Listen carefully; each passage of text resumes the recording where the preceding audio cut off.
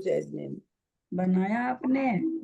भाभी अभी भी तो आपका आया, अब मैं तो 20 बार देख चुकी हूँ, किसी ने भी नहीं भेजा। फिर मैं अभी आपको लिख ही रही थी, मैंने कहा भाभी किसने नहीं भेजा तो नहीं। भेजा मेरे को, मंजू जी भेजी ना, तो वो बहुत पूरी तरह जितना जैसा मैंने बताया था उतना सही नहीं था, अच्छा। तो फिर इसलिए वो नहीं भेजी होंगी। मैंने कहा क्या? वैसे तो सही है, हम्म। पर वो लिखने का ढंग सही नहीं था। अच्छा, मैं तो जब से देखे जा रही हूँ, मैं तो लेकिन भाभी इसमें ना ये वो द्विसहयोगी जो आपने भेजा ना, उसमें द्विसहयोगी भंग तो नहीं है। किसमें जी, नहीं है? जो आपने भेजा ना ऐसे भंग निकालने की रीति में, उसमें त्रिसहयोगी भंग है, स्वसहयोगी भंग नहीं? है। हाँ तो तो मतलब ए प्लस भय जो है ना, ए प्लस भय है, वो मेरे ख्याल द्विसहयोगी भंग हो गया है ना। आप देखिए उसमें सब लिखा हुआ, मैंने हाँ सीरियल से हाँ हाँ भेजा, हाँ। उसके बाद आप लोग को निकालने कहा है। वो मैं भी कर ही रही थी, मैंने देखा आपने 8 भेजा, 6 भेजा, तभी मैं लेके बैठ गई थी। वेट ही कर रही थी मैं, कोई भेजे तो मैं करूँ। देखो जय जिनेंद्र, ललिता दीदी को प्रणाम। वंदना जी को वंदना, सब बड़ों को सादर सभी को सादर जय प्रणाम जय, आंटी, ललिता को सभी बड़े सादर को जय सादर जय, जय जिनेंद्र। सावधान। सभी को जय जय। ललिता जी दो करते हैं। अब ये एग्जाम वगैरह कब तक होगी ललिता जी? अब आज बस बहुत, क्योंकि अब दिवाली उसका रहता है ना, और हमारे तो महाराज जी का भी उसका वो रहता है, हार वगैरह तो बड़ी वो हो जाती है, एकदम टाइम ऐसा लगता है मिलता ही नहीं है। क्या चीज? महाराज जी भी है ना, तो रात को भी पूरा नहीं हो पाता है, तो सुबह तो टाइम ही नहीं मिलता। मंदिर जाओ, पूजा करो, फिर आहार कराने जाओ महाराज जी को, आओ जितने 2 बज जाते हैं। कौन से महाराज जी हैं? सुनील सागर जी महाराज जी का संघ आया हुआ अच्छा, है ना। सुनील सागर जी। पर अब प्रणाम आप तो दीदी। दिवाली धनतेरस कल से शुरू हो गई, पर आज से ठीक, सावधान। आज आज ले लेंगे, फिर बंद एक बार दिवाली तक बंद कर देंगे। हाँ ओंकारं संयुक्तं नित्यं ध्यायन्ति योगिनः कामदं मोक्षदं चैव ओंकाराय नमो नमः। अविरल शब्द घनौगा प्रक्षाली सकल भूतल कलंका मुनि भी रूपासी तीर्था सरस्वती हरतुन दूरितम अज्ञानतिमिरान्धानां ज्ञानांजन शलाकया चक्षुरुन्मीलितं येन तस्मै श्री गुरुवे नमः। श्री परम गुरुवे नमः। परम्पराचार्य गुरुभ्यो नमः। सकल कलुष विध्वंसकं श्रेषां परिवर्धकं धर्म संबंधकं भव्य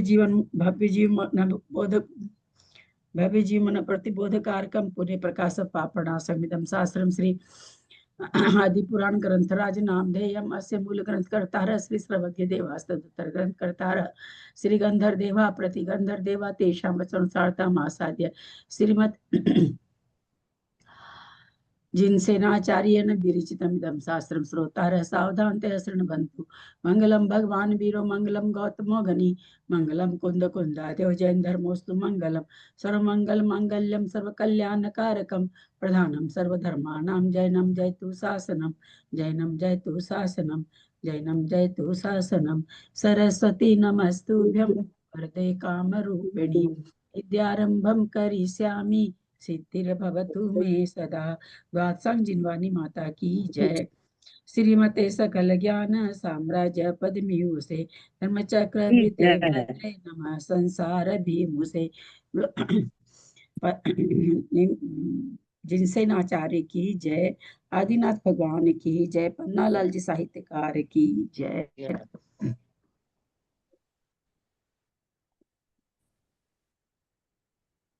आए नहीं है क्या भी सेठी भाई साहब, वो राजेंद्र जी?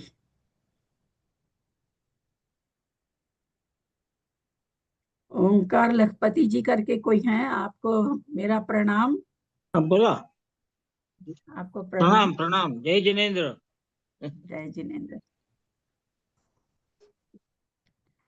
चलिए शुरू करिए ये करना। आए नहीं राजेंद्र जी, अभी नहीं दिख रहे मुझे। सभी को वंदना, सभी को जय जिनेन्द्र। आपका शुभ नाम क्या है? आपका इसमें तो गैलेक्सी टैब पता नहीं, अपना नाम लिखिए इसमें प्लीज। जिन्होंने अभी जय जिनेन्द्र कहा।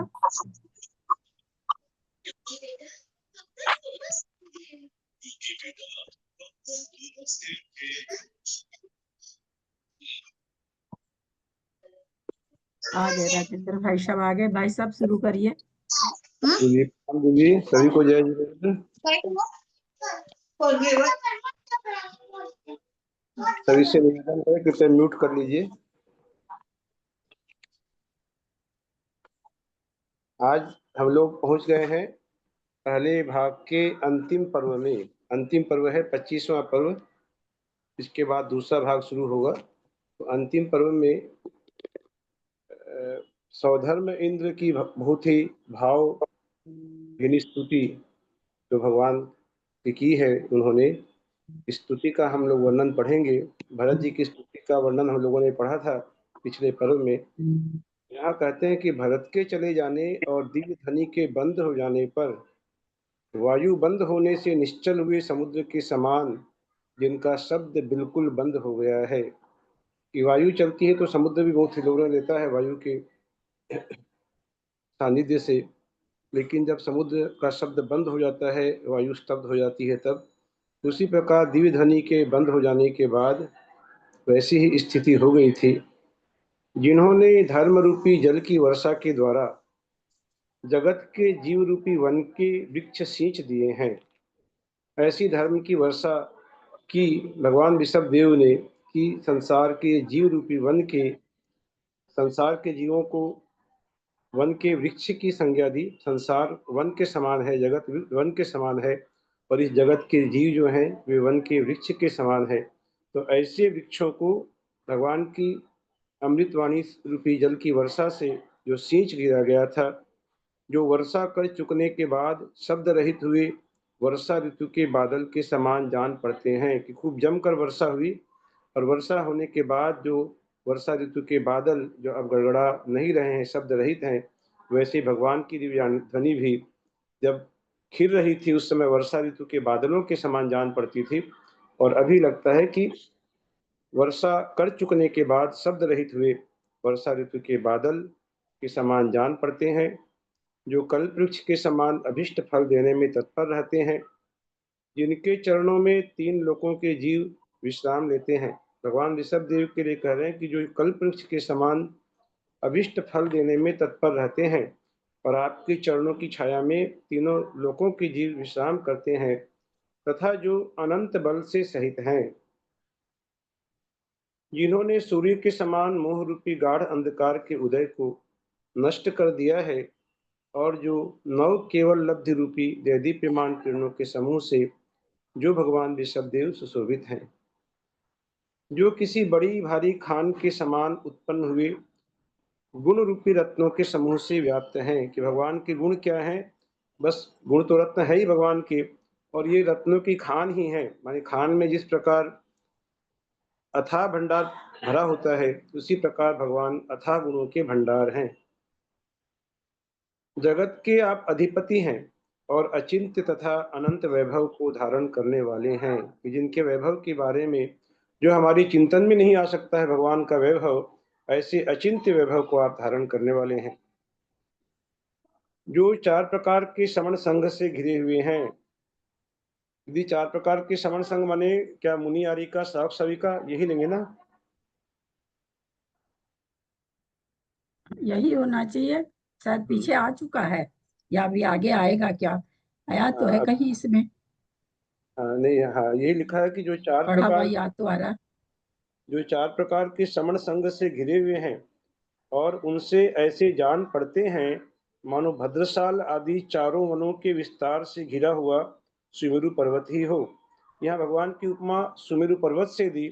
और जो 4 प्रकार के समण संघ हैं, मुनि आर्य का, सावक सविका, उनकी चारों के 4 प्रकार के जो वन, जो भद्रशाल, नंदन वन, सोमनस वन, और क्या पांडुक वन ले सकते हैं कि 5 वन होते हैं ना? 4 वन होते, 4 वन पांडुक, होते हैं, पांडुप वन। भद्रशाल वन, सोमनस वन, पांडुक वन और नंदन वन। ऐसे 4 भद्रशाल वन, हाँ?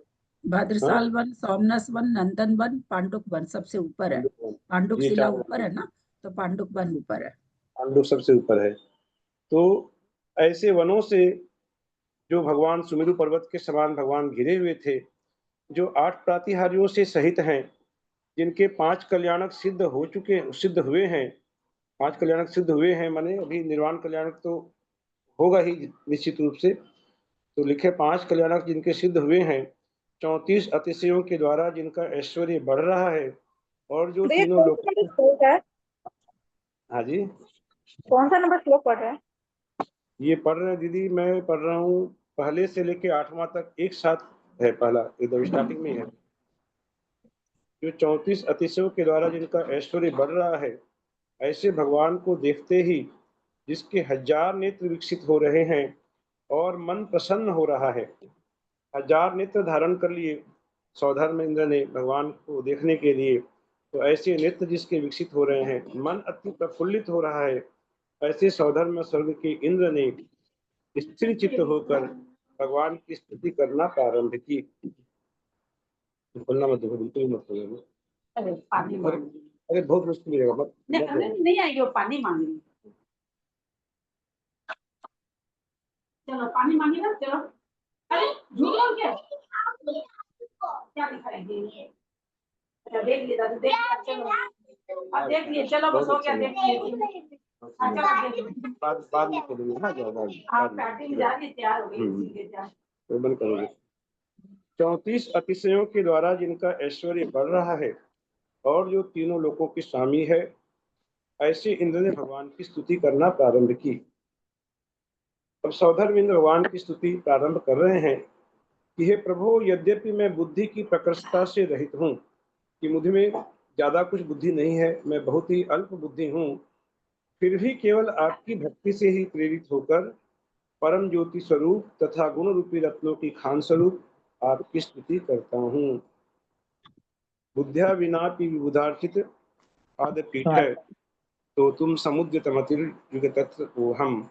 ऐसी स्तुति मानता हूँ भगवान ने भी की कि मेरे अंदर में कोई बुद्धि नहीं है, और जल में पड़े चंद्रमंडल के समान जिस प्रकार बालक हट करता है उस चंद्रमंडल को पकड़ने की, उसी प्रकार ये मेरा बाल हट है, और एकमात्र भक्ति की शक्ति है कि जिससे प्रेरित होकर मैं आपकी स्तुति कर रहा हूँ। ऐसे ही भाव यहाँ इंद्र ने भी प्रकट किए हैं, और वे कहते हैं कि पवित्र गुणों का निरूपण करना स्तुति है। स्तुति की परिभाषा क्या है यदि पूछा जाए, तो यहाँ हमें प्राप्त होता है कि पवित्र गुणों का निरूपण करना उसे स्तुति कहते हैं। प्रसन्न बुद्धि वाला भव्य स्तोता अर्थात स्तुति करने वाला है। स्तुति तो हो गई पवित्र गुणों का निरूपण करना, और स्तोता वह कहलाता है जो प्रसन्न बुद्धि वाला भव्य स्तोता, वह जो स्तुति करने वाला है उसे स्तोता कहते हैं। और जिनके सब पुरुषार्थ सिद्ध हो चुके हैं, ऐसे आप स्तुत्य हैं अर्थात स्तुति के विषय हैं। स्तुति भी बता दी और स्तोता बताया, और स्तुति के विषय कौन है? भगवान ऋषभ देव, जिनके सारे पुरुषार्थ सिद्ध हो चुके हैं और मोक्ष का सुख प्राप्त होना उस स्तुति का फल है। कि जो भगवान की स्तुति करते हैं तो उसका फल मिलेगा ही मिलेगा।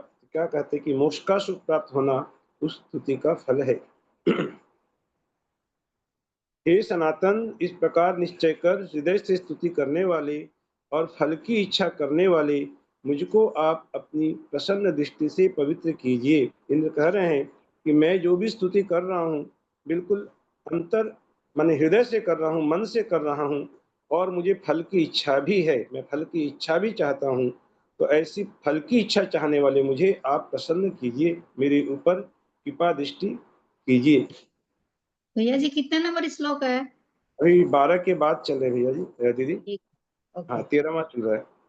आपके गुणों के द्वारा प्रेरित हुई भक्ति ही मुझे आनंदित कर रही है। कि मुझे में भक्ति आई कहाँ से? ऐसे तो किसी को प्रति भक्ति आ नहीं सकती अनायास ही। तो भक्ति के आने का कारण क्या है? भक्ति को प्रेरणा मिल रही है किससे? ना आपके जो लबालब गुण है, भरे हुए गुण हैं, उन गुणों के कारण मुझे भक्ति उत्पन्न हुई है, जो मुझे अति आनंदित कर रही है। और मैं संसार से उदासीन होकर भी आपकी इस स्तुति के मार्ग में लग रहा हूँ, प्रवृत्त हो रहा हूँ, कि आपके रूप का दर्शन करके अभी संसार में कोई भी आसक्ति मेरे अंदर में नहीं है, और एकमात्र मेरा ध्येय है कि आपकी स्तुति करना। आपके विषय में की गई थोड़ी भी भक्ति कल्प वृक्ष की सेवा की तरह प्राणियों की बड़ी बड़ी संपदाएं रूप फल फलती हैं, प्रदान करती हैं। ये कितना यहाँ पर बहुत बड़ी बात कही कि थोड़ी सी भी भक्ति हम करते हैं भगवान की, बहुत ज़्यादा करना जरूरी नहीं है। अगर थोड़ी भी भक्ति करते हैं लेकिन मन से करते हैं तो वह भक्ति कैसे फल को देती है, न कल्प वृक्ष की सेवा की तरह प्राणियों को बड़ी बड़ी संपदाओं के फल फलते हैं। हे भगवान, आभूषण आदि उपाधियों से रहित, कि आपके शरीर में क्या है, कोई आभूषण नहीं है, न कोई पुत्र है, न कोई मित्र है, कुछ नहीं है, न कोई स्त्री है, न कोई पुत्र है, आभूषण आदि से आप रहित हैं। तो आप बिल्कुल निर्ग्रंथ, बिल्कुल निर्विकार, वीतरागता से ओतप्रोत आपका यह शरीर जो है, तो आपके राग द्वेष आदि शत्रुओं की विजय को स्पष्ट रूप से कह रहा है। ये आपका शरीर बता रहा है कि आपके अंदर में न कोई राग है, न कोई द्वेष है। ये स्पष्ट रूप से घोषणा कर रहा है, क्योंकि आभूषण कौन पहनते हैं, कि आभूषण वगैरह रागी मनुष्यों के दोष प्रकट करने वाले विकार हैं। जिनके अंदर में जो विकार से भरे हैं उनको ही आभूषण आदि की जरूरत होती है, आपको इनकी कोई आवश्यकता नहीं है। आपने राग द्वेष आदि अंतरंग शत्रुओं पर पूर्ण रूप से विजय प्राप्त कर ली है, इसलिए आपको आभूषण आदि पहनने की आवश्यकता नहीं है। हे प्रभु, जगत को सुशोभित करने वाला आपका यह शरीर भूषण रहित होने पर भी, अर्थात आभूषण रहित होने पर भी अत्यंत सुंदर है। सो ठीक ही है, क्योंकि जो आभूषण स्वयं देदीप्यमान होता है वह दूसरे आभूषण की प्रतीक्षा नहीं करता। कि जो आभूषण स्वयं देदीप्यमान होता है, यहाँ भगवान को ही आभूषण कह दिया ग्रंथकार ने, आचार्य महाराज ने, कि आप स्वयं आभूषण हैं, देदीप्यमान हैं, तो आपको अन्य किसी आभूषण की प्रतीक्षा करने की आवश्यकता नहीं है। यद्यपि आपके मस्तक पर न तो सुंदर केशपाश है, न शेखर का परिग्रह है, और न मुकुट का भार ही है, कुछ भी नहीं है, आप हर तरह के परिग्रह से आप रहित हैं, तथापि वह अत्यंत सुंदर है। आपके मुख पर न तो भौहें टेढ़ी हुई हैं, न आपने ओठ दसा है, और न आपने अपना हाथ ही शस्त्रों पर व्यापृत किया है। हाथ से शस्त्र को आपने नहीं उठाया है। शस्त्र है ही नहीं तो फिर आप शस्त्र को क्या हाथ से उठाएंगे। फिर भी आपने घातिया कर्म रूपी शत्रुओं को नष्ट कर दिया है। बिना किसी शस्त्र के आपने इतने बड़े शत्रुओं को, घातिया कर्म रूपी शत्रुओं को आपने नष्ट कर दिया, जबकि कोई शस्त्र की आपने सहारा नहीं लिया। आपने मोह रूपी शत्रु, जिसे कहते हैं कि मोह रूपी शत्रु जो शत्रुओं का राजा है, कर्मों का राजा है, ऐसे शत्रु को जीतने में अपने नील कमल के दल के समान बड़े बड़े नेत्रों को कुछ भी लाल नहीं किया था। छोटे से मामूली शत्रु को जीतने के समय भी जब उनसे हमारा द्वंद्व होता है तो हमारी आंखें लाल लाल हो जाती हैं क्रोध से।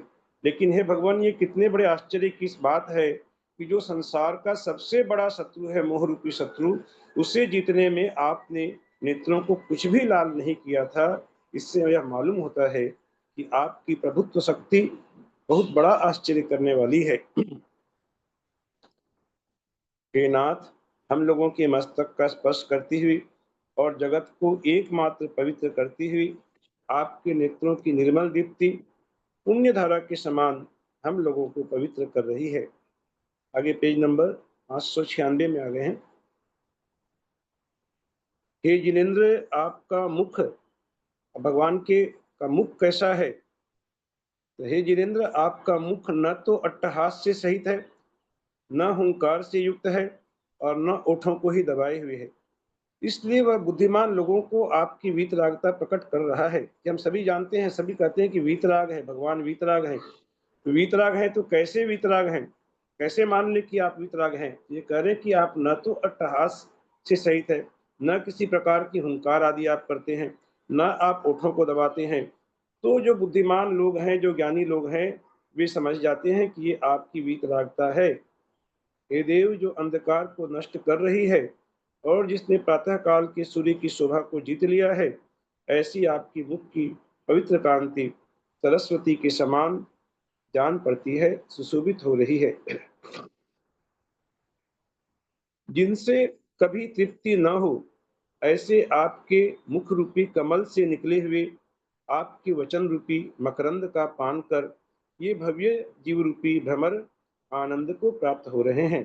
ये जो भव्य जीव हैं, उन्हें भ्रमर की उपमा दी, वे भ्रमर के समान हैं, और जिनसे कभी तृप्ति नहीं होती। कि भगवान के मुख कमल को कितना भी निहार ले लेकिन तृप्ति नहीं होती, तो ऐसे आपके मुख कमल से जो आपके वचन रूपी मकरंद निकल रहा है, मकरंद का अर्थ हुआ फूलों का रस, उसको पान कर ये भव्य जीव रूपी भ्रमर अति आनंद को प्राप्त हो रहे हैं। हे भगवान, यद्यपि आप एक और मुख किए हुए हैं, फिर भी आप ऐसे दिखाई देते हैं जैसे आपके मुख चारों ओर हों। सभी दिशाओं में जो लोग बैठे हैं यहाँ धर्म सभा में, चाहे वे उत्तर दिशा में हो, दक्षिण में हो, पूर्व में हो, पश्चिम में हो, सबको लगता है कि भगवान हमारी ओर ही मुख किए हुए हैं, इसीलिए भगवान को चतुर्मुख भी कहते हैं। तो हे देव, निश्चय ही यह आपके तपश्चरण रूपी गुण का आश्चर्यकारी महात्म्य है। आपके वचन रूपी अमृत को पीकर आज हम लोग वास्तव में अमर हो गए हैं। आप बोल रहे हैं।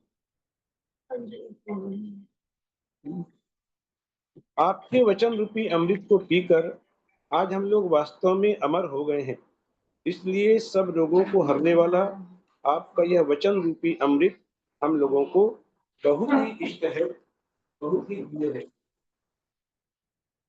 यहाँ सौधर्मेंद्र ने कहा कि आज हम लोग वास्तव में अमर हो गए हैं, अर्थात अमर कहते हैं, देवों को अमर कहते हैं क्योंकि उनकी सागरों की आयु होती है और इतनी विशाल आयु कि ऐसा लगता है कि मानो उसका कभी अंत होगा ही नहीं। यद्यपि उनकी मृत्यु कभी न कभी होती है, फिर भी उन्हें अमर कहा जाता है। तो यहाँ सौधर्मेंद्र कहते हैं कि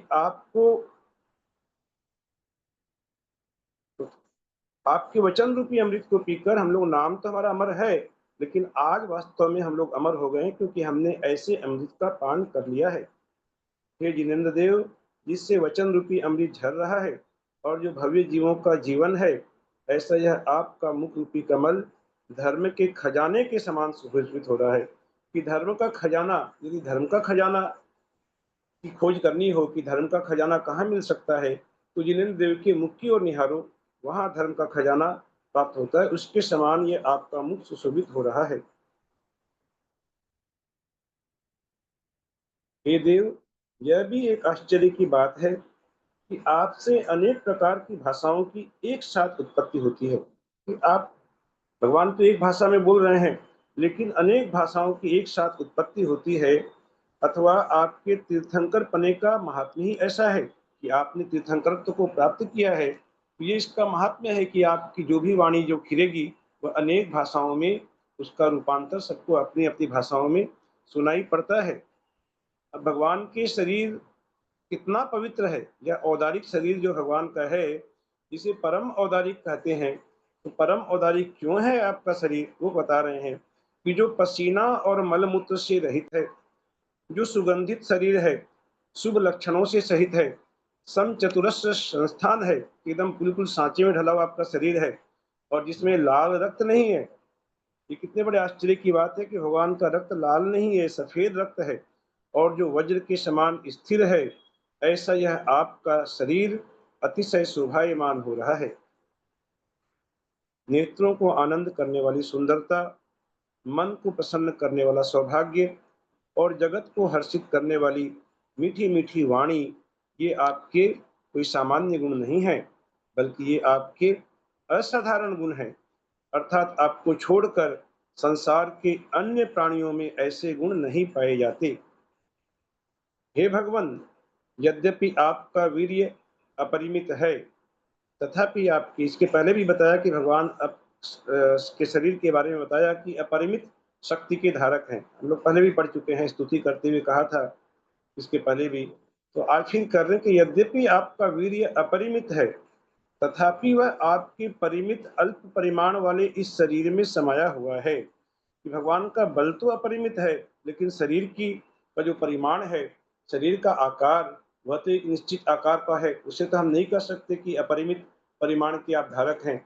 आखिर ऊंचाई 500 धनुष ही तो है, उससे ज्यादा तो नहीं है। तो ये यहाँ पर सौधर्मेंद्र कह रहे हैं कि इस अल्प परिमाण वाले शरीर में आपका यह अपरिमित वीर्य, अनलिमिटेड जो आपका पावर है, ये समाया हुआ है। तो ठीक ही है, क्योंकि हाथी का प्रतिबिंब छोटे से दर्पण में भी समा जाता है। छोटे से दर्पण में भी विशाल का हाथी को हम देख सकते हैं। उसी प्रकार परिमित शरीर में भगवान का अपरिमित वीर्य समाया हुआ है। हे नाथ, जहाँ आपका समावसरण होता है उसके चारों ओर 100 योजन तक आपके महात्म्य से अन्न पान आदि सब सुलभ हो जाते हैं, वहाँ दुर्भिक्ष नहीं होता 100 योजन तक। तो हे देव, यह पृथ्वी समस्त सुर और असुरों का भार धारण करने में असमर्थ है। पृथ्वी में, यहाँ पर मध्य लोक में असुर भी निवास करते हैं, और यह पृथ्वी सुर और असुर नहीं, मध्य लोक की बात नहीं, यह पृथ्वी समस्त असुर और असुरों का भार धारण करने में असमर्थ है। ये यहाँ पर दीदी किसको कह रहे हैं? पृथ्वी माने क्या आपने? ये पृथ्वी जो मध्य लोक की पृथ्वी, यहाँ तो सुर और असुर दोनों ही रहते हैं। जो भवंतिक देव हैं उनमें असुर कुमार देव भी रहते हैं, बाकी भवनवासी देव आदियों का भी निवास है। इसीलिए मुझे लगता है कि ये कह रहे हैं यहाँ पर, यह पृथ्वी समस्त सुर और असुरों का भार धारण करने में असमर्थ है। इसलिए ही क्या आपका समावसरण रूपी विमान पृथ्वी को स्पर्श नहीं करता हुआ आकाश में ही विद्यमान रहता है। ऐसा यहाँ पर बहुत सुंदर शैली में पृथ्वी को समोसरण की महिमा बतानी थी उनको, तो इस तरह से घुमा के बताए कि सुरासुर को धारण करने में पृथ्वी से नहीं सक्षम है, तो आपका समोसरण ऊंचा है, क्योंकि उसमें तो सारे देवता आते हैं ना, चारों निकाय के देव आते हैं। चारों निकाय के देव, इसीलिए यहाँ आकाश में आपका समावसरण विद्यमान रहता है। हे प्रभु, आपके मोहनीय कर्म का क्षय हो जाने से अत्यंत सुख की उत्पत्ति हुई है। कि जो अनंत सुख भगवान को प्राप्त हुआ है वो कैसे? मोहनीय कर्म का आपने नष्ट कर दिया है, इसलिए आपको अनंत सुख की प्राप्ति हुई है। इसलिए आपके कौलाहार नहीं है, क्योंकि यदि अनंत सुख भगवान का है तो फिर वो कौलाहार कैसे कर सकते हैं? यदि आहार करेंगे तो फिर तो अनंत सुख नहीं माना जा सकता। तो कहते हैं कि क्योंकि क्षुधा के क्लेश से दुखी हुए जीव ही कौलाहार भोजन करते हैं।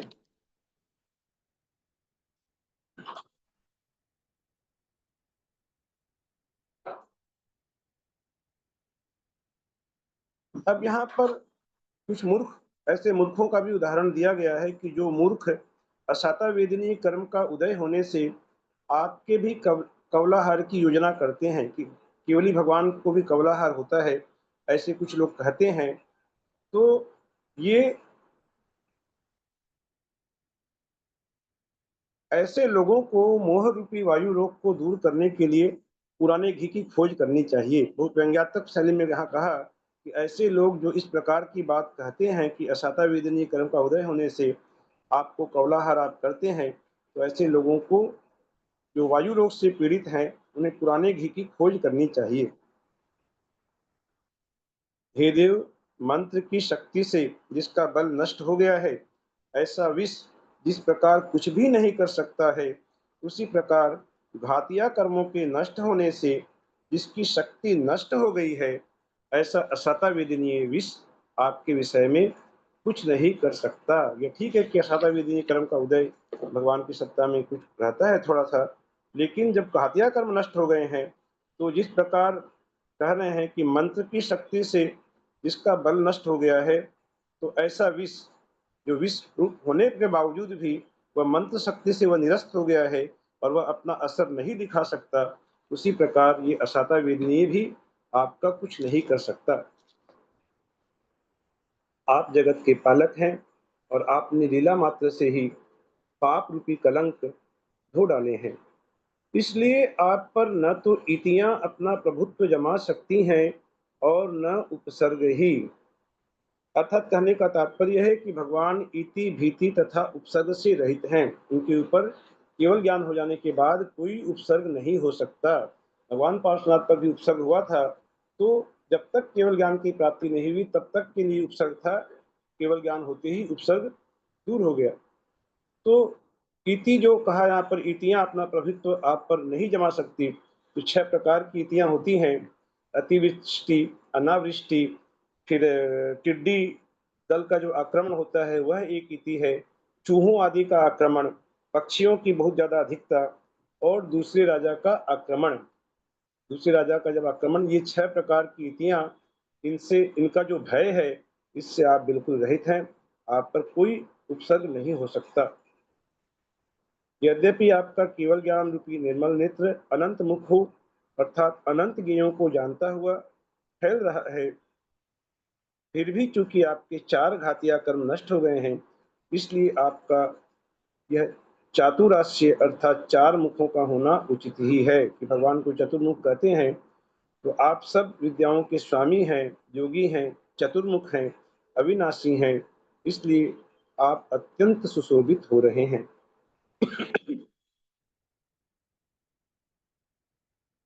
हे भगवान, तेजोमय और दिव्य रूप, आपका यह परम औदारिक शरीर छाया का अभाव तथा नेत्रों की अनुन्मेष वृत्ति को धारण कर रहा है कि आपके नेत्र अपलक हैं, आपके नेत्रों में टिमकार नहीं है, इसीलिए कहते हैं अनुन्मेष अर्थात निर्निमेष वृत्ति को यह धारण कर रहा है। अर्थात आपके शरीर की न तो छाया होती है पड़ती है, न आपके नेत्रों के पलक झलकते हैं। यद्यपि आप 3 छत्र धारण किए हुए हैं, फिर भी आप छाया रहित दिखाई देते हैं।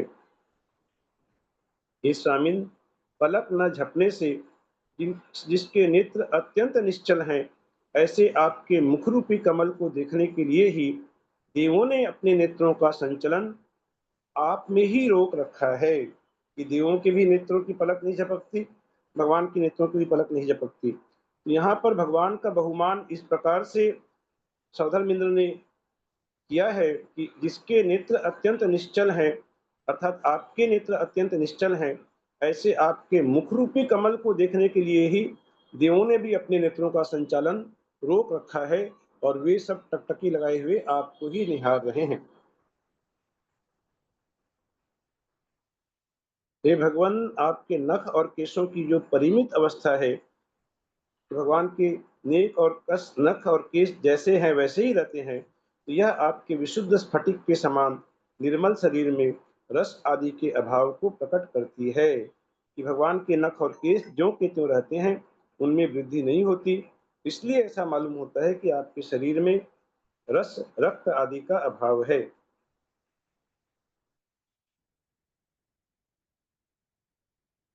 हे देव, यह भी एक आश्चर्य की बात है, पेज नंबर 599, यह भी एक आश्चर्य की बात है कि जिनकी प्राप्ति के लिए इंद्र इच्छा किया करते हैं, ऐसे ये रूप, सौंदर्य, कांति और दीप्ति आदि गुण आपके लिए हेय हैं कि इंद्र पद प्राप्त कर लिया, फिर भी वे रूप, सौंदर्य आदि की इच्छा करते हैं, लेकिन भगवान को इन सब से कोई प्रयोजन नहीं है, कोई उनकी आकांक्षा नहीं है। ये सब गुण आपके लिए हेय हैं, आप इन्हें छोड़ना चाहते हैं। अन्य सब गुण रूपी बंधनों को छोड़कर केवल आपकी उपासना करने वाले गुणी पुरुष आपकी ही सदृशता प्राप्त हो जाते हैं। इसलिए ठीक ही है, देखो जरा माँ है लगता है कि क्योंकि स्वामी के अनुसार चलना ही शिष्यों का कर्तव्य है। अब इसी स्तुति के प्रसंग में फिर से हमें अष्ट प्रातिहार्यों का वर्णन प्राप्त हुआ है। बार बार हमने अनेक बार अष्ट प्रातिहार्य का वर्णन पढ़ा, तो पहला वर्णन बता रहे हैं अशोक वृक्ष, जो कि मंद मंद वायु से हिलती हुई शाखा रूपी हाथों के समूह से हर्षित होकर मानो नृत्य ही कर रहा हो। इसके बाद दूसरा प्रातिहार्य चमरों के समूह, जो इस प्रकार ढोले जा रहे हैं मानो वे क्षीर सागर की चंचल लहरों के साथ स्पर्धा ही करना चाहते हों।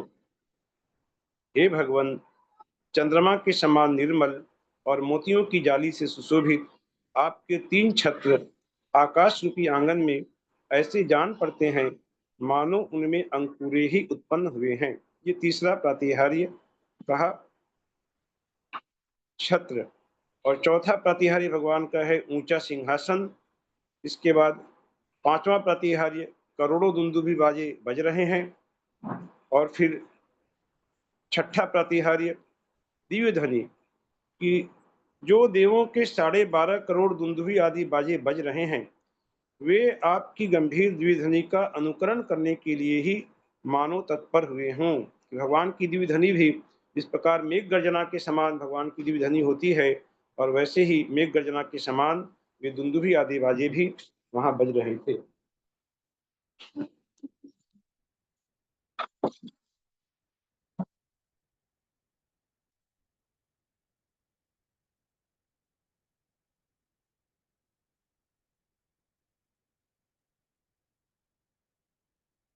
आकाश रूपी रंग भूमि से जो देवलोग, अब पुष्प वृष्टि का वर्णन कर रहे हैं कि जो देवलोग ये पुष्पों की वर्षा कर रहे हैं, वह ऐसी जान पड़ती है मानो संतुष्ट हुई, स्वर्ग लक्ष्मी के द्वारा प्रेरित हुए कल्प वृक्ष ही वह पुष्प वर्षा कर रहे हों। कि देव पुष्प वृष्टि कर रहे हैं देव लोग, लेकिन ऐसा लगता है कि मानो साक्षात कल्प वृक्ष ही पुष्पों की वर्षा कर रहे हैं। अब अंतिम प्रातिहार्य प्रभामंडल कि आकाश में चारों ओर फैलता हुआ यह आपके शरीर का प्रभामंडल समूह शरण में बैठे हुए मनुष्यों को सदा प्रभात काल उत्पन्न करता रहता है, अर्थात प्रातः काल की शोभा दिखलाता रहता है। यह प्रभामंडल इतना मनोरम है, यद्यपि कहते हैं कि करोड़ों सूर्य के समान प्रकाशमान है, लेकिन फिर भी उसमें आताप नहीं है, उसमें ताप नहीं है। वह इतना मनोरम प्रभामंडल है कि प्रातः काल का जैसा समय होता है, वैसा यहाँ पर उस प्रातः काल की शोभा को ही ये दिखाता है। हे देव, आपके नखों की ये कुछ कुछ लाल लाल किरणें दिशाओं में इस प्रकार फैल रही हैं, मानो आपके चरण रूपी विकल्प वृक्षों के अग्रभाग से अंकुरे ही निकल रहे हों।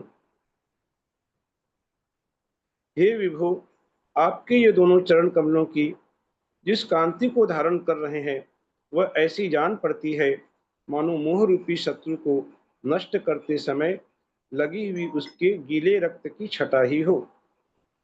पेज नंबर 600 में आ गए हैं।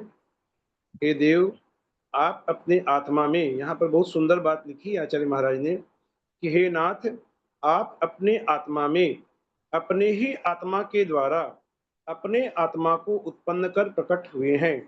कोई अन्य किसी का यहाँ पर कुछ नहीं है कि भगवान अपने आत्मा में अपने ही आत्मा के द्वारा अपने स्वयं के आत्मा को उत्पन्न कर प्रकट हुए हैं, इसलिए आप स्वयंभू अर्थात अपने आप उत्पन्न हुए कहलाते हैं। इसके सिवाय आपका महात्म्य भी अचिंत्य है, अतः आपके लिए नमस्कार हो। अब ये भगवान को नमस्कार कर रहे हैं, बार बार नमस्कार कर रहे हैं सौधर्मेंद्र। पहले कहते हैं आपका महात्म्य भी अचिंत्य है, अर्थात जिसको हम चिंतन में नहीं ला सकते आपके महात्म्य को, इसलिए आपको हम नमस्कार करते हैं। आप तीनों लोकों के स्वामी हैं, इसलिए आपको नमस्कार हो। आप लक्ष्मी के भर्ता हैं, इसलिए आपको नमस्कार हो। आप विद्वानों में श्रेष्ठ हैं, इसलिए आपको नमस्कार हो। और आप वक्ताओं में श्रेष्ठ हैं, इसलिए आपको नमस्कार हो। इस प्रकार बार बार नमस्कार किया और फिर आगे कहते हैं, हे देव, बुद्धिमान लोग आपको काम रूपी शत्रु को नष्ट करने वाला मानते हैं और आपके चरण कमल इंद्रों के मुकुटों की कांति के समूह से पूजित है, इसलिए हम लोग आपको नमस्कार करते हैं। फिर भी नमस्कार बाद में फिर कहा कि फिर नमस्कार करते हैं। तो नमस्कार किसी को करते हैं तो क्यों नमस्कार करेंगे? नमस्कार करने का तो कुछ ना कुछ कारण होगा, ऐसे बिना कारण के तो कोई किसी को नमस्कार नहीं करता। तो ये कारण बता रहे हैं इंद्र यहाँ पर कि हम क्यों आपको नमस्कार करते हैं, क्योंकि आप विद्वानों में श्रेष्ठ हैं, आप वक्ताओं में श्रेष्ठ हैं। आदि आदि अनेक कहा। फिर कहा कि अनंत संसार की संतति को भी आपने जीत लिया है, इसलिए आप अनंत जित कहलाते हैं। भगवान के अनेक नाम, यद्यपि अभी जिन सहस्त्र नाम स्तोत्र आरंभ नहीं हुआ है, लेकिन फिर भी अनेक नाम अभी भी बता रहे हैं ये कि आप अनंत जित क्यों कहलाते हैं, क्योंकि आपने अनंत संसार की संतति को भी जीत लिया है, इसलिए आप अनंत जित हैं। हे जिनेंद्र, तीनों लोकों को जीत लेने से जिसे भारी अहंकार उत्पन्न हुआ है और जो अत्यंत दुर्जय है, ऐसे मृत्युराज को भी आपने जीत लिया है। यह मृत्युराज एक ऐसा शख्स है कि जिसके चंगुल से कोई भी बच नहीं सकता, चाहे वो देव हो या दानव हो या मनुष्य हो या तिर्यंच हो, मृत्यु के गाल में तो समाना ही पड़ेगा। लेकिन ऐसे मृत्युराज को भी आपने जीत लिया है, ऐसा मृत्युराज जिसे यह अहंकार उत्पन्न हुआ है कि मैंने तीनों लोगों को जीत लिया है, मेरे से कोई बच नहीं सकता, लेकिन उसे भी जीत करके आपने यह सिद्ध कर दिया कि आप ही वास्तव में मृत्युंजय हैं। आपने संसार रूपी समस्त बंधन नष्ट कर दिए हैं। आप भव्य जीवों के बंधु हैं। आप जन्म मरण तथा बुढ़ापा इन तीनों का नाश करने वाले हैं। इसलिए ही आप त्रिपुरारी कहलाते हैं। कि त्रिपुरारी क्यों कहलाते हैं? न आप जन्म मरण तथा बुढ़ापा तीनों को आपने नाश किया है। ये सब प्रश्न आ सकते हैं कि भगवान त्रिपुरारी क्यों कहलाते हैं, भगवान मृत्युंजय क्यों कहलाते हैं, आदि आदि।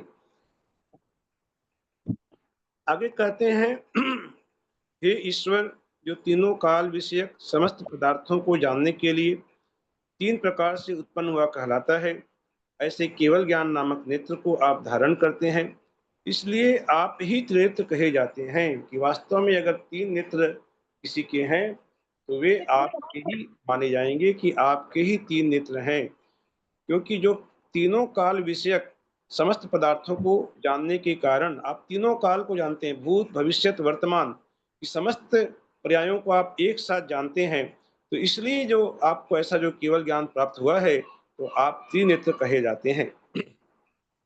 आपने मोह रूपी अंधासुर को नष्ट कर दिया है। पहले कहा कि मोह रूपी बहुत बड़े बलवान शत्रु को आपने नष्ट किया बिना किसी अस्त्र शस्त्र के ही। ये बहुत बड़े आश्चर्य की बात है। ऐसा हमने पढ़ा कि इतने बड़े शत्रु को नष्ट करते समय भी आपकी आंखें लाल लाल नहीं हुई, ये आश्चर्य की बात है। अब करें कि मोह रूपी अंधासुर को आपने नष्ट कर दिया है, इसलिए विद्वान लोग आपको अंधकांतक कहते हैं।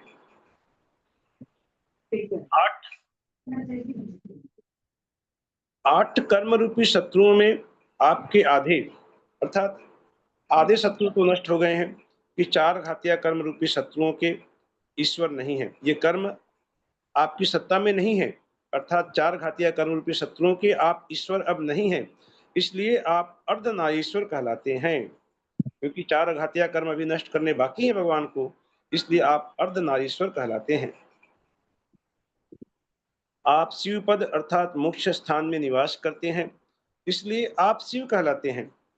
आप पाप रूपी शत्रुओं का नाश करने वाले हैं, इसलिए आप हर कहलाते हैं। और लोक में आप शांति करने वाले हैं, इसलिए आप शंकर कहलाते हैं।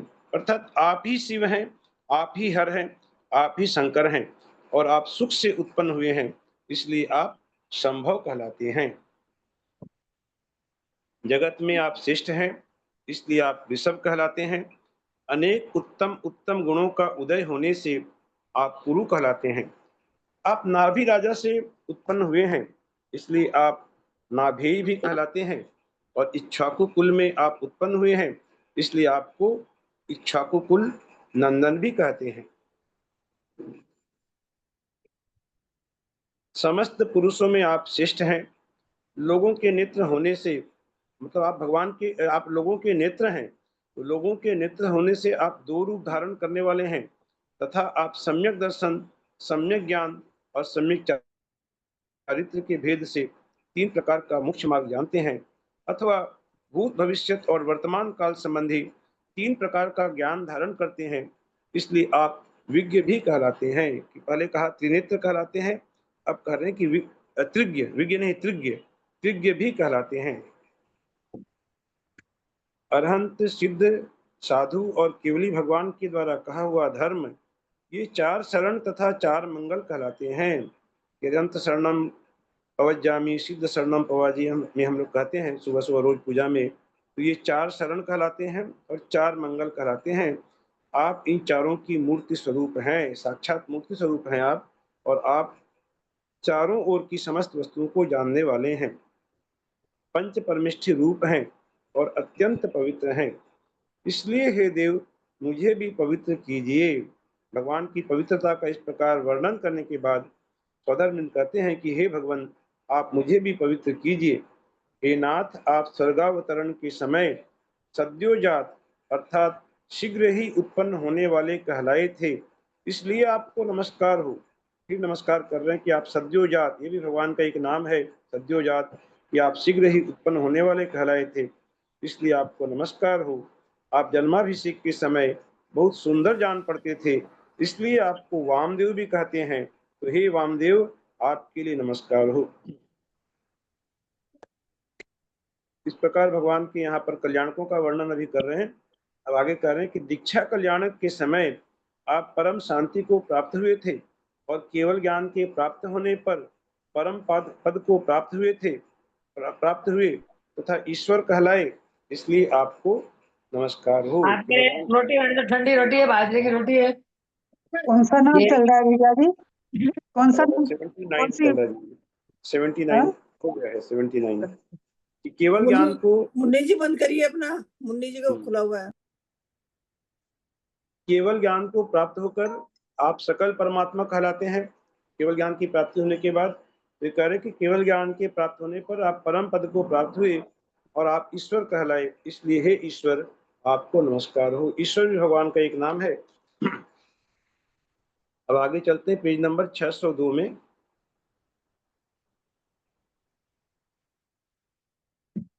अब आगे शुद्ध आत्म स्वरूप के द्वारा आप मोक्ष स्थान को प्राप्त होंगे, कि मतलब अभी तो आप मोक्ष स्थान को प्राप्त नहीं हुए हैं, अभी केवल ज्ञान आप अरिहंत भगवान है, लेकिन ये निश्चित है कि आप मोक्ष स्थान को प्राप्त होंगे, इसमें कोई भी दुविधा नहीं है।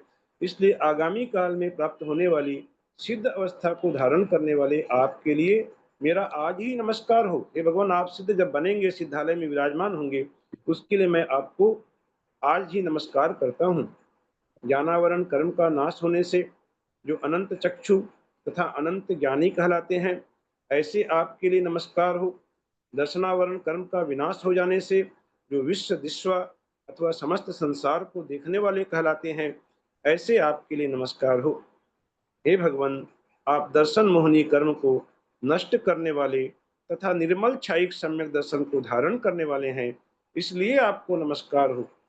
इसी प्रकार आप चारित्र मोहनी कर्म को नष्ट करने वाले वीतराग और अतिशय तेजस्वी हैं, इसलिए आपको नमस्कार हो। कि बार बार नमस्कार कर रहे हैं और बता रहे हैं कि नमस्कार करें तो क्यों कर रहे हैं हम आपको नमस्कार, क्या कारण है कि आप में ऐसी ऐसी आप अचिंत्य विभूतियों के स्वामी हैं, इसलिए आप ही नमस्कार के पात्र हैं, हम आपको नमस्कार करते हैं।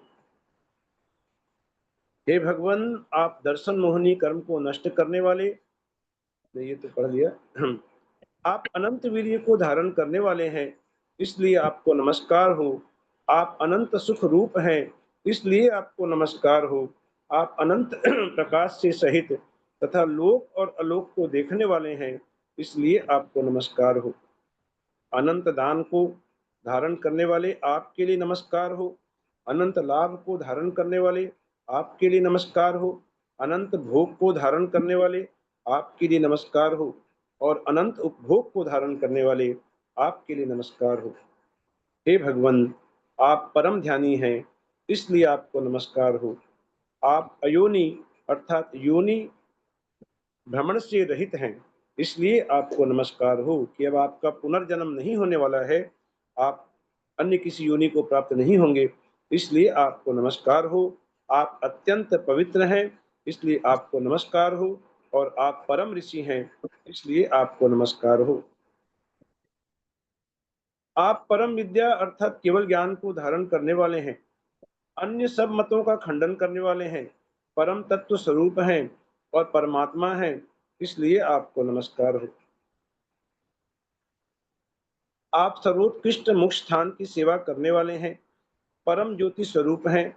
आपका ज्ञान रूपी तेज अंधकार से परे है और आप सर्वोत्कृष्ट हैं, सबसे आप ऊपर हैं, इसलिए आपको नमस्कार हो।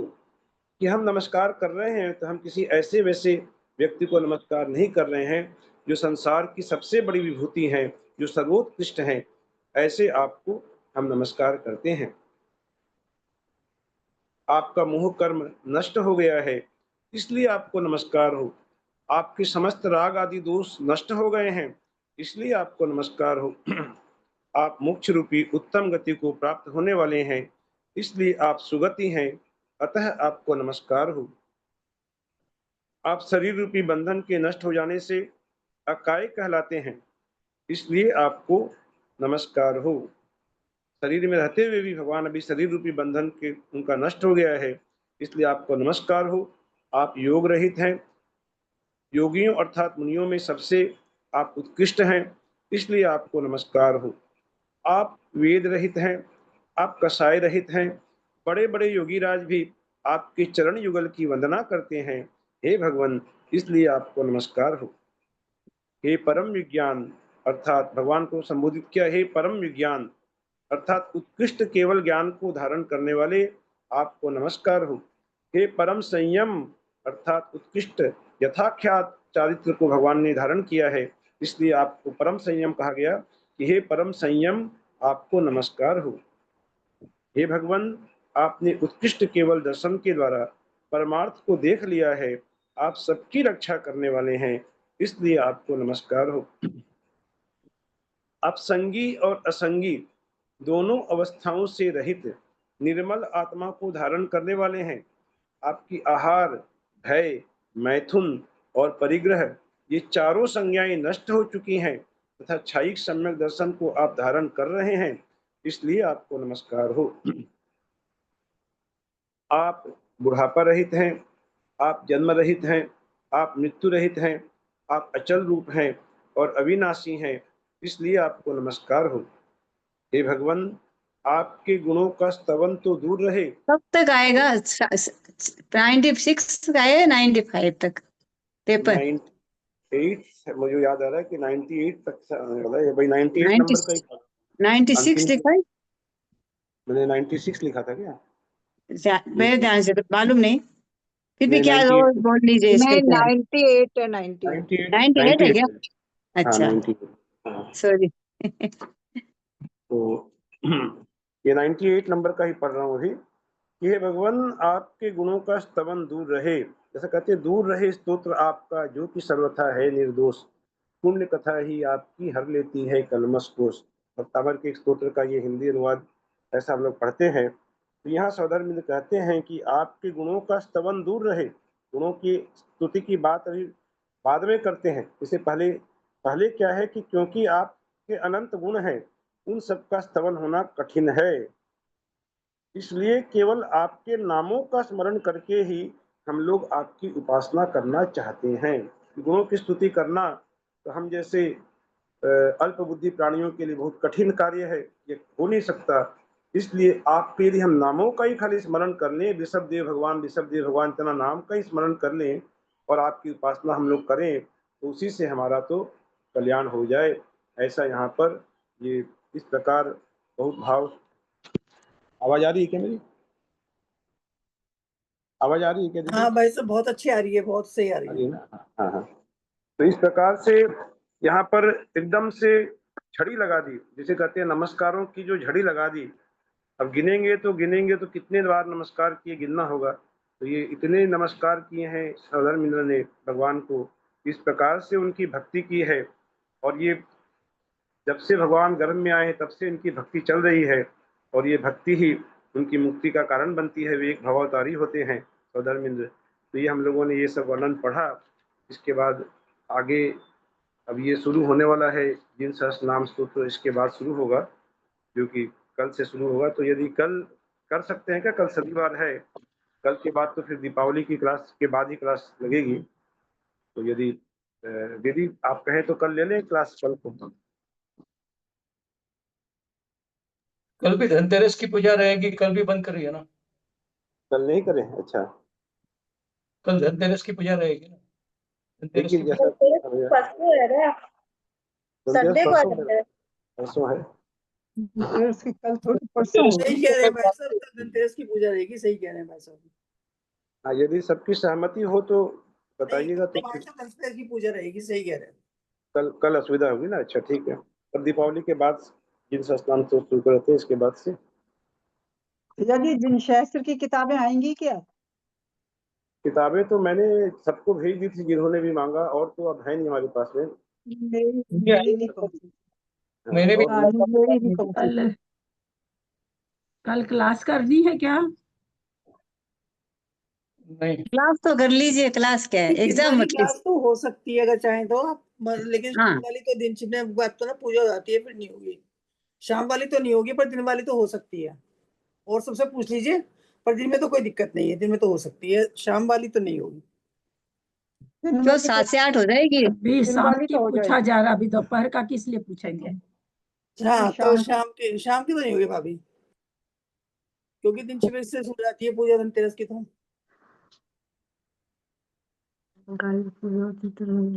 दीदी हम लोगों को आपत्ति नहीं है, आप करो तो। हाँ, आप करो तो कल हम लोगों को आपत्ति नहीं है। हमको तो कोई काम नहीं है, हम तो कर सकते हैं। कल कर लीजिए। धनतेरस कल क्या कर करते हैं आप लोग? नहीं, जो आप लोग हमारे यहाँ करते तो होती है भाभी, हैं। हाँ, हमारे यहाँ तो भाभी होती है, दिन छिपने के बाद शनिवार है कि मैं मैं ऑफिस से आपको आराम से पूछना चाहती हूँ जैन धर्म में क्या होता है भाई? धनतेरस के योग दिन रहित क्या हो जाते हैं परसों है। ना, महावीर स्वामी योग रहित हो जाते हैं ना। धनतेरस तो परसों है। धनतेरस तो कल 19 ना सरोजी जी 19 ना करो कि काल करो है? सब बोले 19 हाँ ना 19 का करना। ये धनतेरस तो, 19 का वही ये तो। धनतेरस तो। हमें तो केवल दिया ही जगा वहां बस मंदिर 12 दिया हमारे यहाँ जगा तो ले, कुछ नहीं दिया ही होता, जगा सिर्फ और दिया काई करे। और दिया कहीं जलाते करा हैं। बस यही एक होता है। जरा काल तो कुछ सही को नहीं। हाँ वही काल तो। धनतेरस की। मैं हाँ धनतेरस का पूछ रही हूँ कि धनतेरस को क्या होता है? काल मैं, क्योंकि शनिवार है ना, तो मैं ऑफिस से आराम से आ सकूंगा कल, तो काल को सुविधा तो है। और बाकी यहाँ सबकी राय हो बता दियो, तो हिसाब से कर लूंगा। फिर नाम ले सकते हैं। ले सकते हैं पेपर दीदी देने आप? में तो पढ़ना पड़ता है ना लोगों को, भारी पेपर लग रहा होगा क्लास ले सकते हैं, पेपर नहीं। अच्छा क्लास ले सकते हैं, पेपर नहीं है। अच्छा ठीक है। हाँ पेपर दिवाली के बाद क्लास लीजिए, कल हाँ करा दिवाली देंगे। के बाद। हम भी थोड़ा सा रिलैक्स होके दिवाली के बाद ही अच्छा से कर सकते हैं। हाँ अब 2-3 दिन अभी क्या है ना क्या? थोड़ा सा क्लास भी अच्छा ये दिवाली के बाद ही जाओ। हाँ मैं पूछ रही धनतेरस को क्या करते हैं आप लोग? हम लोग तो दीदी दिया ही जलाते हैं शाम को, बस है ना हम लोग बाहर दिया हम रख भी देते हैं, खाने दिया ही हम भी दिया जलाते जलाते हैं। हैं। तो हाँ दिया जलाने में मतलब कि क्या घंटा 2 घंटा लग जाती है? आधा जो पौना नहीं नहीं भाभी, आधा पौना घंटा तो लग जाती है। एक मिनट तिशला जी, एक मिनट अच्छा एक अच्छा। मिनट। हाँ क्या बताइए, खाली दिया ही ना नहीं चाहते नहीं हैं हाँ वही तो सब कर सकते हैं, तो वैसे कुछ नहीं है उसमें बहुत नहीं, समय लग जाता है पूजा क्या? नहीं नहीं पूजा वूजा हम लोग नहीं करते हैं, इसलिए हम लोग कर सकते हैं, ऐसे क्लास पढ़ सकते हैं पर। क्या 10 ठो या 12 ठो दीपक जलाने में हाँ इतने हम लोग आरामदायक हो गए हैं कि 12 ठो दीपक जलाएंगे, इसलिए मेरे को कोई फर्क नहीं पड़ता। मेरे को ऐसा नहीं समझिएगा नहीं नहीं क्लास दीदी कर सकते तो हैं मैं ये दीदी। बात मेरे थोड़ी मैं समझना चाह रही हूँ, हाँ क्योंकि हम लोग कुछ नहीं करते पूजा धनतेरस को। हम लोग पूजा ये नहीं धनतेरस करते को ऐसा क्या काम होता है भाई धनतेरस को कि बिजी हैं आप लोग? ये बात क्लास नहीं कर समझ लेंगे, में क्लास में क्या है, क्लास तो हो जाएगी। नहीं प्रयास तो कर लेंगे। वो नहीं, हम जानना चाह रहे हैं कि होता क्या है। क्लास तो अपनी क्लास जगह तो है, कर सकते हैं। चाहेंगे तो कर लेंगे। होता क्या, करते क्या धनतेरस को हम जानना चाह रहे हैं। हम ये नहीं कह रहे हैं कि भाई कृष्णा जी बताइए, कृष्णा जी जय जिनेंद्र धनतेरस बताइए क्या करते हैं धनतेरस में? होती है। हम पूछना चाह रहे हैं कि अपने जिन धर्म में क्या है धनतेरस के दिन, ये हम पूछना चाह रहे हैं। हमारे जिन धर्म में मुझे सच में नहीं पता, मैं जैन धर्म से बिलोंग तो करती नहीं हूँ कि मैं बचपन से देखी हूँ। महावीर ने योग भगवान दिवस का किया था। मतलब मन वचन जिन काय है के ना, निरोध हुआ था। हाँ उनका हाँ तो आप लोग भी मन वचन काय का कर लेते हैं क्या, निरोध कर लेते हैं क्या? नहीं मंदिर जाएंगे आंटी जी आरती करने। निरोध की महत्ता मतलब करते हैं, निरोध की महत्ता करने के लिए दीपक वगैरह जला लेते हैं, मतलब जो भी थोड़ा बहुत कर लेते हैं, बस ये हो गया। माला लोग माला पाठ कर लेते हैं। धनतेरस नहीं कहते हम लोग, धन्य तेरस ही कहते हैं कि धन्य तेरस थी जिसमें भगवान का अरे योग वो निरोध हुआ। धनतेरस वगैरह कुछ नहीं, हम जानना खाली चाह रहे हैं। हमको उससे उस पचड़े में हम ही तो नहीं, उसमें जो है धनतेरस ना, और हाँ करते धनतेरस ये सब में हम ही नहीं पचड़े में। बस। हम खाली जानना चाह रहे हैं कि होता क्या है, क्योंकि हमको अभी तक कोई ऐसा विवरण किसी से सुनने को भी नहीं मिला, कहीं पढ़ने भी नहीं मिला कि धनतेरस के दिन पूजा करते हैं, योग निरोध हुआ है तो ये करते हैं। मुझे पढ़ने नहीं मिला, इसलिए जानना चाहती हूँ, क्योंकि मैं कुछ भी नहीं करती हूँ। जो माला पाठ रोज होता है वो होता है, बस अपना ऐसा धनतेरस बोल करके विशेष कुछ नहीं करती। तो मैं आप लोग से जानना चाह रही हूँ कि आप लोग आंटी क्या उस दिन मंदिर जाते हैं दीपक लेकर जाते हैं, मतलब तैयार होके जाएंगे तो टाइम तो मिलेगा ना आंटी जी। धनतेरस को कहाँ जाते हैं हम दीपक लेकर के मंदिर? हाँ सब जन जाता है, कोई कोई तो सब छोटी मंदिरों में दिवाली जाता को है। जाते हैं, छोटी दिवाली को जलता है तो बड़ी दिवाली को जाते हैं बस। राजस्थान में तो खाली एक दीपक जलाते हैं बस घर के बाहर। हाँ हमारे यहाँ नहीं, तो धनतेरस को हम लोग जलाते हैं तो बस। यही देखे कि एक दीपक घर के बाहर जलता है, वो 5 घर मिनट के का बाहर काम एक है। दीपक जला देते हैं बस। बस हाँ वही करते बस हैं खाली, वही। हम उसमें लोग तो 5 बच्चे मिनट भी नहीं लगते। कभी जैन धर्म में कुछ विशेष होता होगा तो जाने तो सही क्या होता है। धन की व्यापारी जिनवाणी क्लास स्तुति कर हुई नहीं है अभी दीदी। हाँ नहीं, जिनवारी स्तुति नहीं हुई है, थोड़ा सा वही जान। आपके यहाँ क्या होता है राजेंद्र भाई साहब धनतेरस के दिन? हाँ आपके यहाँ क्या होता है? हमारे यहाँ तो कुछ नहीं होता दीदी, कुछ नहीं करते हम लोग। धनतेरस के दिन कुछ नहीं करते हैं। मेरे पिताजी कहा करते थे कि धनतेरस के दिन लोग सोना चांदी आदि खरीदते हैं, तो मेरे पिताजी कहते थे कि तो आप लोग घाटा का सौदा करते हो, उस दिन हाँ दाम वो बहुत पहले, ज्यादा अब बढ़े तो हुए नहीं रहते रहा हैं। वो चीज। हाँ हाँ सोना चांदी आदि मत खरीदिए, वो तो खैर अलग आप चीज है। एफडी करिए तो पर आपका पैसा बढ़ेगा। मेरे पिताजी ने ये हाँ कहा, हम लोग एफडी करते हाँ, हैं इसमें, और इसके अलावा और एक ही कुछ नहीं दीपक का हम लोग तो बचपन से सुंदर, और जैन धर्म हम में लोग। आके भी 27 साल से तो जैन धर्म में घुसे हुए हैं, कभी किसी के मुंह से सुना ही नहीं। आज पहली बार सुन रहे हैं कि हम लोग को पूजा करना, हम लोग को ये करना, हम लोग को वो करना है। और एक दो ही लोग बोल रहे हैं। तारीफ की बात यह है, या तो हमारी पुष्पा जी करती है, हमारी त्रिशला जी करती, बाकी कोई नहीं करता है। नहीं, कई सिर्फ लोग दो लोग खाली कई अपने लोग ग्रुप में मंदिर में धर्म जैसे आचरण दुकान में करते कई हैं। पूजा करते हैं ना चोपड़े की, वो अलग चीज है हाँ मुहूर्त के हिसाब से। भाई कई साहब, लोग जो मुहूर्त के हिसाब से पूजा करते हैं ना सुबह दुकान में, वो करते हैं, अलग। हाँ, शाम को थोड़ी करते, सुबह करते हैं भगवान की। तो सुबह मंदिर में तो पूजा होती है जो नहीं होती है, हाँ, बस जो भी पर्व सुबह है ही उसकी, करते हैं, बाकी वो तो तो नहीं मंदिर में करते। तो करते हैं। आज पर घर में तो पूजा आज हम मेरे रात दीदी में ने हो तो सबकी नहीं क्लास सुने। लगा दी बहुत अच्छे से। धनतेरस के दिन क्या करते हैं, इसको लेके बहुत अच्छी क्लास लगा दी सबकी। तो ये कहने का तात्पर्य नहीं, है मैं तो इसकी क्लास इसलिए नहीं लगा सकती भाई साहब, क्यों मैंने बचपन से कुछ ऐसा देखा नहीं है। हमने जो देखा वो यहाँ चलेगा नहीं। कोई कहते हैं हम पूजा करते हैं, कोई कहते हैं योग निरोध हुआ था तो हम ध्यान करते हैं, मंदिर जाते हैं, सजते हैं। और हम तो धनतेरस के दिन, हम लोग के यहाँ सजने का भी नहीं है, हम लोग के यहाँ तो नहीं है। हम लोगों धनतेरस ने के दिन ऐसा कुछ नहीं कि सज करके बैठते हैं, ऐसा कुछ भी नहीं। हम लोग तो सिर्फ एक दीपक जलाते हैं, सिर्फ एक दीपक। एक ही दीपक सुना, और लोगों से भी एक हाँ, ही हम दीपक। लोग एक दीपक और सजने वाला भी बात हमने नहीं सुना किसी नहीं, से। लोग दीपक तो करते हैं तैयार धनतेरस का। मेहंदी तैयार लगाते होते हैं। हैं, दीपक तो जलाते हैं। तैयार होते हैं, मैं- ये सब तो नहीं सुना भाई धनतेरस के दिन तो। ये वाले कर लेते हैं थोड़ा, फिर इसके बाद दूसरी क्लास भी ज्वाइन करते हैं। यदर्थ मात्रा पदवाक्यहीनं मया प्रमादादिकिञ्चनोक्तं तन्मे क्षमित्वा विदधातु देवी सरस्वती केवलबोधलब्धिं। बुद्धि समाधि परिणाम शुद्धि स्वात्मोपलब्धि श्री शौक्य सिद्धि। चिंतामणिं चिन्तितवस्तुवाणी कर्मण्यमानस्य ममास्तु देवी। जावाणी के ज्ञान के सूझे लोकलो मस्तक नमो सदा देत हो दो।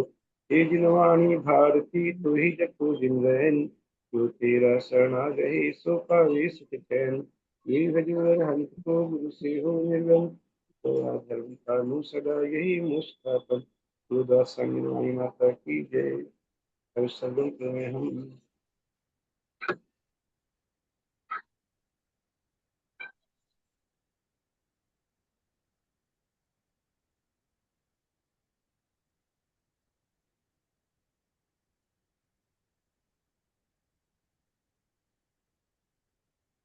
अरे चौरंगी में भी सबके मुंह से यही सुनते थे कि एक दीपक जलाते हैं।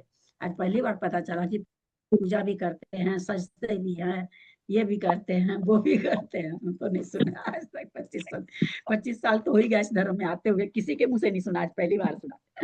मतलब अगर नई क्लास करनी है तो क्या क्या बहाना हम लोग बनाते हैं। हम लोग सजेंगे, हम लोग ये करेंगे, हम लोग भाभी को पूजा पढ़ करेंगे रात को। वंदना जी को क्लास वंदना, ले सकते हैं सभी आंटी जी, बड़ों ऐसा को नहीं सादर क्लास प्रणाम, नहीं ले सभी को ले सादर सकते जय हैं। जिनेन्द्र, ललिता को सादर जय जिनेन्द्र, ललिता दीदी को प्रणाम, सबको सादर जय। हम लोग वंदना, बड़ों को अपने धर्म प्रणाम, में सभी को सादर जय सभी जिनेन्द्र। प्रतिमाधारियों को कैसे जय जिनेन्द्र, सभी बड़ों को जय जिनेन्द्र, हम ललिता जी धर्म को भी कैसे जय जिनेन्द्र, कैसे सबको बढ़ेगा जय आगे, जब जिनेन्द्र, सबकी क्रिया एक नहीं है तो सभी को कैसे सादर धर्म जय आगे जिनेन्द्र। बढ़ेगा, है ना।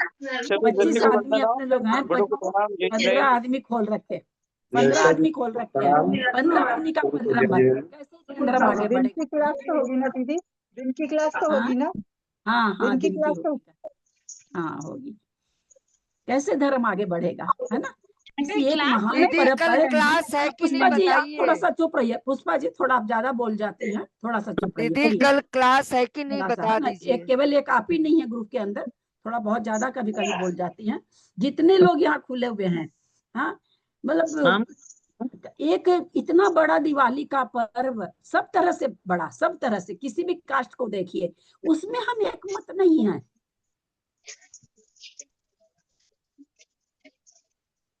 कोई हम ऐसे करते, हम वैसे कर, हम सब पूरा धर्म अपने मन का कर लिए, कहीं भी सामाजिकता तो रही नहीं, कहीं भी नहीं।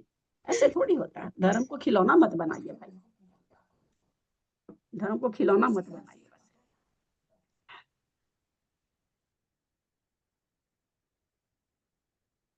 दीदी कल क्लास है कि नहीं फाइनल ये बताइए।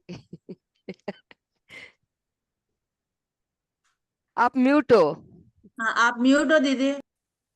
हम फाइनल करने वाले कौन होते हैं? पढ़ाने वाला, पढ़ने वाला होगा तो टीचर आएगा। दीदी आप ही टीचर तो हो आएगा। बताने वाले।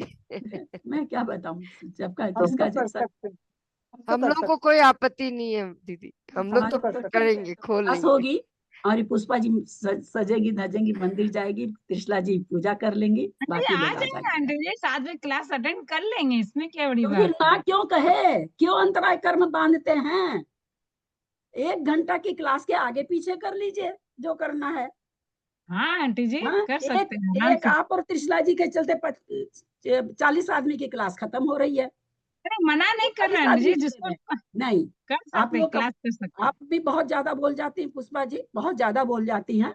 एक आदमी को इस तरह से कभी भी भंग नहीं करना चाहिए किसी चीज को। कितनी बार समझाया जाता है, कितनी बार समझाया जाता है सबको। अगर सबको इसमें 10 आदमी बोलते नहीं करना, तो आपकी भी आवाज उसमें आनी चाहिए।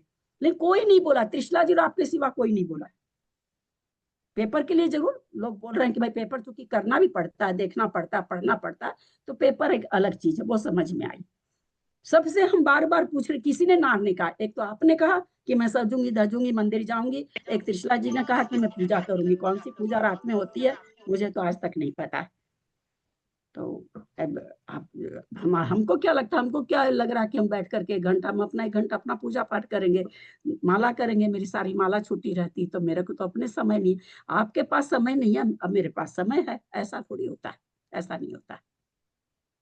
बहुत जल्दी क्लास कैंसिल करने में 2-4 लोग बहुत आगे रहते हैं, क्लास कैंसिल करने में सब नहीं रहते हैं, 2-4 लोग बहुत आगे रहते हैं। चलिए कल क्लास होगी, बाकी सबका मन है, 2 लोग नहीं आएंगे तो नहीं आएंगे, वैसे भी बाहर जाते हैं तो नहीं आते हैं, ऐसा थोड़ी कि सब लोग सब दिन अटेंड करते ही हैं। तो कल क्लास होगी 7 बजे से, स्वाध्याय होगा, पेपर नहीं होगा। ठीक है दीदी। ठीक है। प्रतिमाधारी को वंदना, बड़ों को सादर चरण पर सबसे सादर जय जिनेंद्र। परीक्षा के लिए सबको बेस्ट ऑफ लक। धन्यवाद।